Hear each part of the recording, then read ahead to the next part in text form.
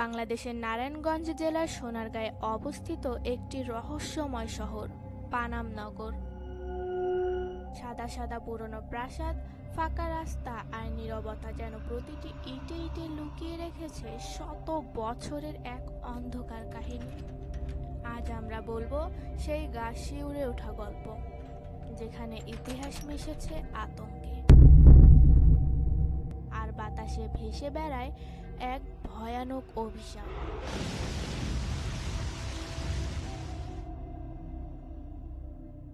লোকমুখে শোনা যায় এই নগর এক সময় ছিল হিন্দু ব্যবসায়ীদের আবাসস্থল।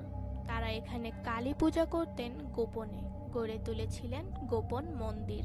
তবে এক রাতে হঠাৎ নেমে আসে অজানা অন্ধকার।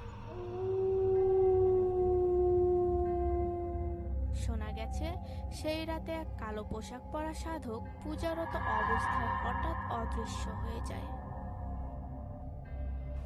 তারপর থেকেই শুরু হয় ভয়াবহতা। প্রতি বছর আশ্বিন মাসে পূর্ণিমার রাতে পানাম নগরের একটি নির্দিষ্ট বাড়ির জানালা থেকে শোনা যায় শাঁখ ও ঘণ্টার শব্দ, কিন্তু কক্ষগুলো ফাঁকা, ভেতরে কেউ নেই। লোকজন বলে এই বাড়িতে কালো জিন পাহারা দেয়। যদি কেউ তার অনুমতি ছাড়া ভেতরে ঢোকে তবে তার গলা শুকিয়ে যায়, কথা হারিয়ে ফেলে। এমন ঘটনা ঘটেছে 2014 সালে এক টুরিস্টের সাথে, যার ভিডিও আজও পাওয়া যায়নি। এমন আরও একটি গুঞ্জন শোনা গেছে যে 17 নম্বর বাড়ির আয়নায় নাকি দেখা যায় এক নারীর ছায়া, যার মুখ নেই। সে প্রতিনিয়ত নিজের ঘাড় ঘুরিয়ে কারো দিকে তাকায় আর বলে, এখনো কেন গেলে না? অনেকেই বলে সে সেই হারিয়ে যাওয়া ব্যবসায়ীর মেয়ে, যে প্রেমে প্রতারিত হয়ে আত্মহত্যা করেছিল ঠিক এই প্রাসাদেই। স্থানীয় রিকশাওয়ালারা সন্ধ্যার পর পানাম নগর যেতে চায় না, কারণ তারা অনেকবার রাতে হঠাৎ রাস্তার মাঝখানে দাঁড়িয়ে থাকা এক বৃদ্ধ লোককে দেখেছে।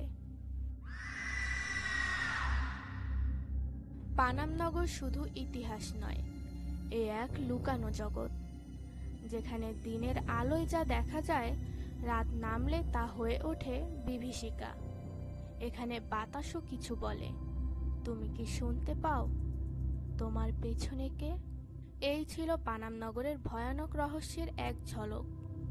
এমন আরও গল্প পেতে সাবস্ক্রাইব করুন, আর ভুলেও পানাম নগরে রাতে একা যাবেন না।